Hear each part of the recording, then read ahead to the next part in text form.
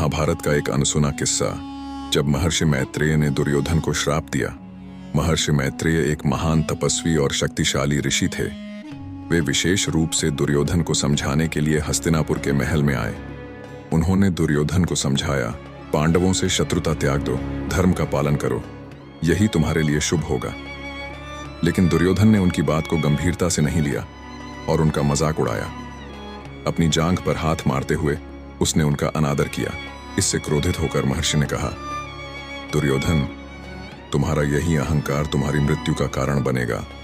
तुम्हारी जांघ टूटकर तुम्हारा अंत करेगी।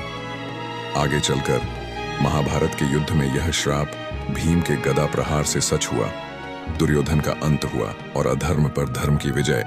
ऐसे ही और रोचक पौराणिक किस्सों के लिए देवलोक ज्ञान को सब्सक्राइब करें।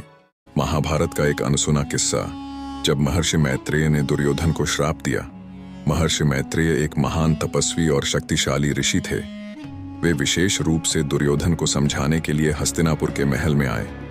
उन्होंने दुर्योधन को समझाया, पांडवों से शत्रुता त्याग दो, धर्म का पालन करो, यही तुम्हारे लिए शुभ होगा।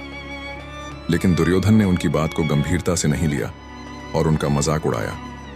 अपनी जांघ पर हाथ मारते हुए उसने उनका अनादर किया। इससे क्रोधित होकर महर्षि ने कहा, दुर्योधन, तुम्हारा यही अहंकार तुम्हारी मृत्यु का कारण बनेगा।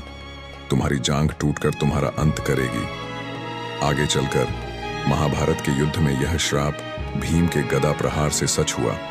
दुर्योधन का अंत हुआ और अधर्म पर धर्म की विजय। ऐसे ही और रोचक पौराणिक किस्सों के लिए देवलोक ज्ञान को सब्सक्राइब करें।